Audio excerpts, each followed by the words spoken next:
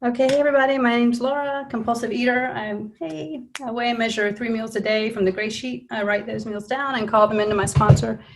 And I don't eat in between no matter what. And abstinence is the most important thing in my life today.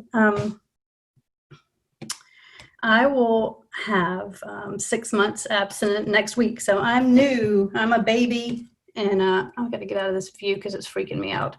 Okay. I'm really grateful to be here. I'm really grateful to be abstinent.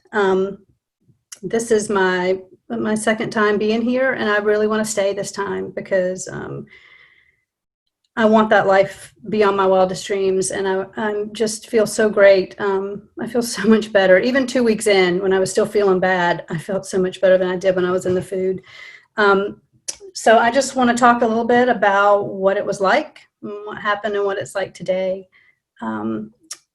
Growing up, I grew up in a really great home, a loving home. We had, I think, pretty healthy attitude about food, and there was never things that were off limits. I was never taught to restrict or diet as a child, and there was never any shame around food as a child. My parents were both blue-collar workers, and mom would come home and make, really healthy food, and we would sit at the table and eat as a family. And I just grew up feeling like food was good, and food was a fun thing that you do, and it was a normal, there was just no shame around it. It was really good. We used to laugh because my dad he does this weird thing that none of us in the family understand, but when he's full, he pushes his plate away, even with food still on it. So like none of us get that. We always eat seconds and then, eat his. So to me, that was normal, and it was just a good time. But when I turned 12, 13, my body started to change, and I matured really young, and I was looked older than anyone in my class. And I mean, I stopped at 7th grade. I quit growing, but I just remember I had a lot of shame around, and just a lot of embarrassment, not really shame, embarrassment about looking so different than everyone else. And I started to get fat, and because I just ate what I wanted, and it was getting to where I couldn't eat what I wanted because my body was changing. And that's the first memory I have of feeling ashamed of my body. I would look at 17 magazines, and I did not look like those girls, and I just wanted boys to notice me, and I wanted to wear the latest 80s skinny fashions. And it was just devastating to me that my body was changing, and I didn't really put it together that I could change how I ate or exercise to lose weight. I was just this sad teenager, like probably most of us were. I remember crying a lot and trying to fit into things that didn't work. And it was just a really uncomfortable, awkward time, as it is. But for me, I, at 15, found drugs and alcohol. So that really made me feel like I fit in. And it made me stop feeling fat. I didn't feel fat and ugly. I felt pretty. I felt powerful. And I really chased that. That was what I really went for. And this is not a qualification for AA, but that is part of my story. And I guess I didn't really put the food into the picture until my early 20s. I did go to rehab, if I back up, when I was 16, and was bulimic while I was there. And I went to a halfway house, and they also sent me to a mental institution because of my bulimia, which is kind of weird, but that's what they did. And it was the only time I felt really in control of my food, even though it was totally out of control. But it was something I felt like I was losing weight, like it was working. When I got out of that situation in my teen years, I kind of went back to eating somewhat normally, overeating, but not being bulimic. And when I was 20, had my first successful diet. And I lost a lot of weight. I did this fat-free walk 5 miles a day thing, and I weighed like 100 pounds, and I loved it. I loved being so skinny that it was just kind of gross on me. Everyone said that, but I loved it. I couldn't be skinny enough, which is really sad. And that's the last time that I was ever really like the size that I was happy with. Really, until I came to Gray Sheet, I had no relief in my mind about my self-image, and I did not love myself at all. And even when I got really skinny, I'm pretty sure I didn't love myself then either, but I was skinny, right? That's what I needed. That would make me happy. Um, One of the things I was thinking about today when I was thinking about what I would talk about was I hadn't really considered this before. How sad it is. I would never let myself buy new clothes. I would only shop at Goodwill, which is, there's nothing wrong with that. I mean, I've never had a ton of money, but I would never allow myself to buy anything new until I lost the weight. I was like, when I lose the weight, I'll buy the clothes. I've never really allowed myself to have healthy relationships because I'm waiting. I just avoid all of that because I'm too fat. I hate myself. I can't. I mean, I've held myself back from like so much joy in my life, even in sobriety, because I'll be happy when I'm skinny. I'll be happy when I'm skinny. And that has been my mantra. I have been a real diet junkie. So when I lost all that weight when I was 20, about 3 months in, I started eating again and gained it back. I was never hugely overweight. My top weight was like 170 something. I'm 5'2", so that's kind of a lot of weight for someone that's 5'2", but it's not, it wasn't so much that I felt like I had a real problem. So I thought I could just always control it. I can lose this. It's only 20 or 30 pounds. And so my diet merry-go-round just went on and on. When I finally got sober when I was 32, about, I don't know, I guess about 10 years into being sober, I met a GreySheeter at a meeting. We were having a cookout, and she brought her food in a little Tupperware container. And I was like, what is the story with her? I knew her, and she was so happy and so sweet and so just, she had a healthy body, and she was just a happy, joyful woman. And I don't know, she brought her food in a Tupperware container, and I was like, that is so sad. What is with her sad food? So I asked her about it, and she told me about GreySheeters, and as much as she could, I didn't even know what she was saying at first. I was like, Grace Eaters, egg beater, like I was like, what is this? I couldn't understand it. And it sounded pretty extreme, but I thought, well, I'll put that on the back burner if I really get bad.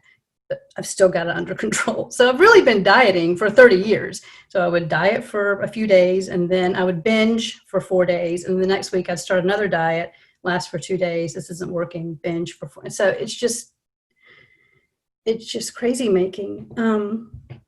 I had a child when I was 40, and I'm a single parent.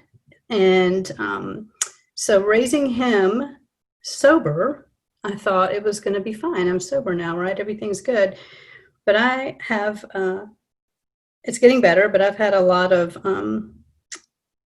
it's been a real struggle not to be kind to him, but just to be present for him in a way that I needed to be. And I was still totally hiding in the food. I mean, I thought I was so healthy, and I was obsessed with myself.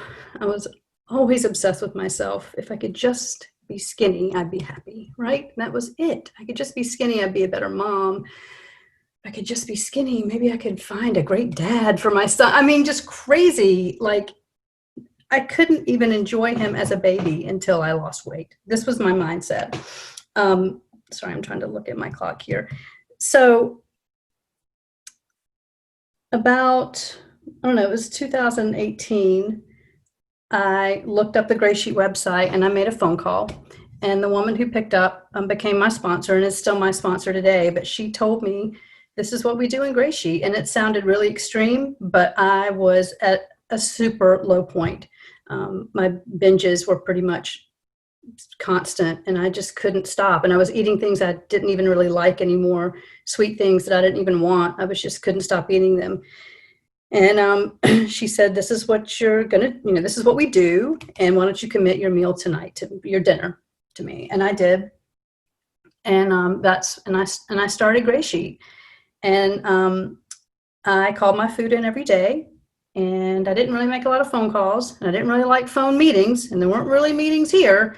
So I was kind of doing it my way. And I thought, this is working. I'm eating abstinently, and I lost a lot of weight really fast, and everything's good, right? But I thought this whole business with the white stuff that I have to count if I'm going to put it in my coffee was not right.